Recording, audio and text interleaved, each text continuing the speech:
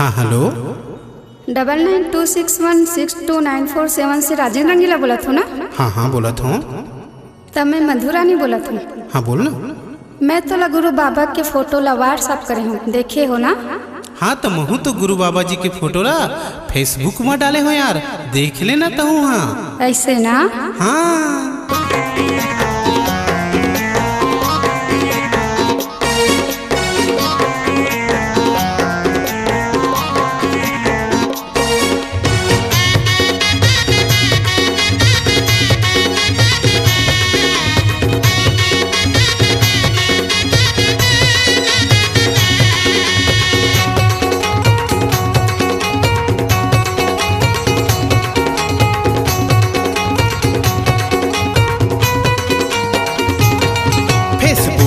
देख ले यार गुरु बाबा के फोटो ला भेजे हाँ, फेसबुक में देख ले यार, व्हाट्सएप में देख ले यार गुरु बाबा के फोटो ला भेजे हाँ, व्हाट्सएप में देख ले यार, फेसबुक में यार फेसबुक में, व्हाट्सएप में यार व्हाट्सएप में, आज फेसबुक में यार फेसबुक में, व्हाट्सएप में यार व्हाट्सएप में, फेसबुक में देख ले यार गुरु बाबा के फोटो ला भेजे हाँ, फेसबुक में देख ले यार, व्हाट्सएप में देख ले यार गुरु बाबा के फोटो ला भेजे हाँ, व्हाट्सएप में देख ले यार।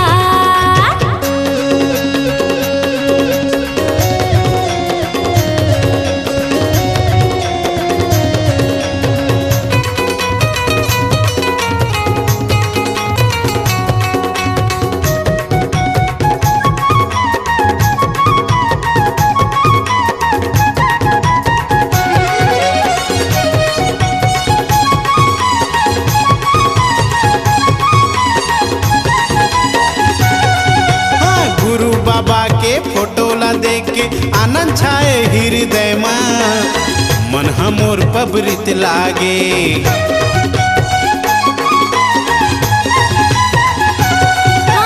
गुरु के बानी गुरु के संदेश सवारे हम जिंदगीला, सिद्ध पावन अमृत लागे, पापी चोला के होते उबार गुरु बाबा के फोटो ला भेजे हाँ, फेसबुक में देख ले यार, व्हाट्सएप में देख लिया गुरु बाबा के फोटो ला भेजे हाँ, व्हाट्सएप में देख लिया।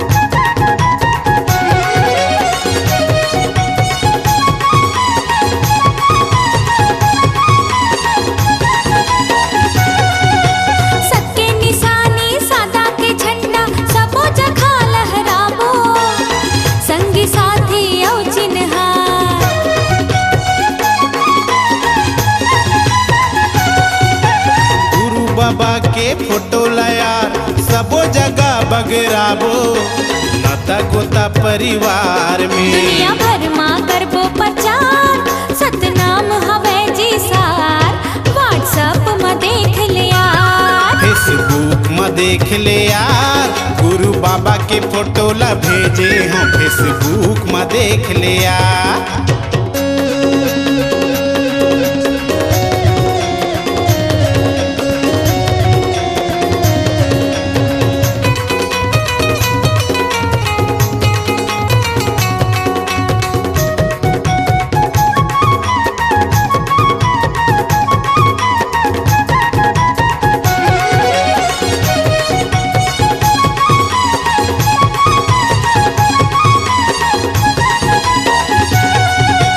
एक दिन ये दुनिया में हमर गुरु खांसी के बजा के रे बोजी डंका,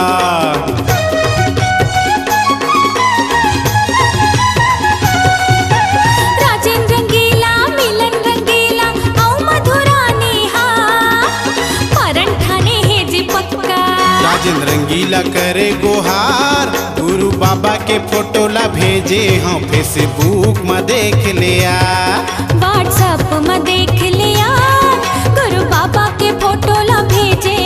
व्हाट्सएप में देख ले यार। फेसबुक में देख ले यार गुरु बाबा के फोटो ला भेजे हम फेसबुक में देख ले यार।